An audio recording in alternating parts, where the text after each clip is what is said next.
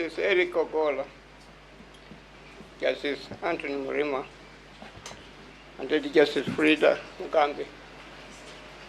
I've listened to what you have said very carefully. And from my point of view, one who is interested in developing the students of the country, you have done so. You have developed the students of the country. But there is one thing I would like to point out to you very respectfully. That we are operating in very dangerous waters with strong currents. And this is an area where we have to call for wisdom.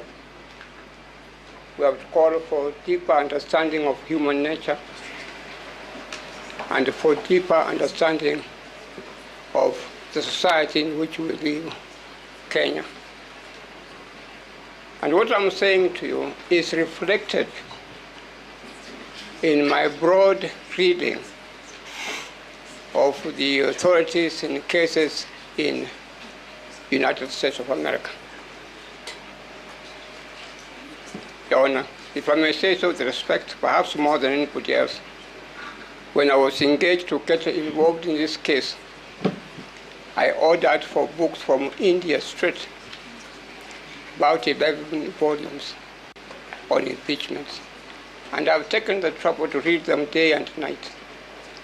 And one thing that has emerged from all these authorities when I was reading them very carefully is that the courts in the United States have continued to think very carefully, how will this judgment be received by the people, by the consumers?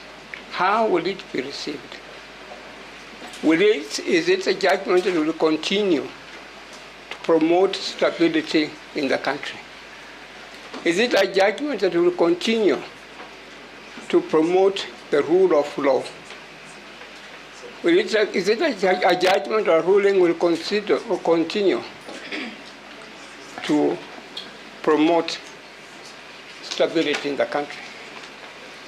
And it is here that I'm inviting you very respectfully that you consider the able remarks of my learned friend, Mr.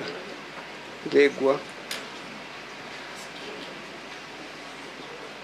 that we should not, and my friend Mr. Ochiel, we should not ignore what they are saying lightly at all. With a tremendous respect, we don't want to move out of this courtroom and then all of a sudden we are told that there are protests now in such and such an area. My Lord, I'm not trying to intimidate anybody at all. Just order. All that I'm saying to you, Your Lord. Sorry, my lords. The utterances by the Honorable Dr. Khaminwa. I'm giving you the title. No, what I'm saying, let me say what I want to say. Unfortunately, they're insightful. They are trying to preempt matters that are not before this court. We do not know and we cannot speculate that anyone is going to be happy or unhappy about it. The sword of justice cuts both ways. There are those who are going to be happy, there are those who are going to be unhappy. That is how life is, but you cannot incite by saying from here, we will have protests, we will have what? We do not know of that. And unfortunately, my lords, I ask you to kindly restrain him from taking that route. With your kind permission, Your Honor. Please sit down. Please sit down. We want you to know that we have rendered ourselves in this matter. We have rendered ourselves in this matter, and we are not going to open this matter for a further court proceeding. There are two applications before the court, one by Dedlo Chieng and one by Ndegwa.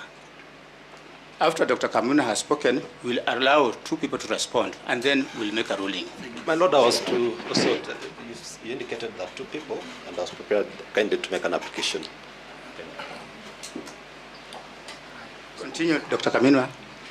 No, my Lord, I'm actually, it's only one sentence. when you read the books I have referred to the authorities in America, the judges have made a finding along these lines. Yes, this is the legal position. So and so is guilty. But we shall not go ahead and do that at all. We shall leave him to continue. So that's all I'm saying to you. You have come up with a very, if I may say so, a ruling full of jurisprudence, and particularly my landlord, Justice Murima, has come up with something that I had not thought of very much at all.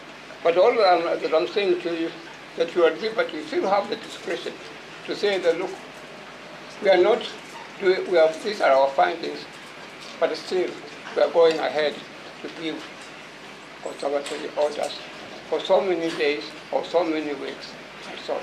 You still have that discretion for the sake of the country.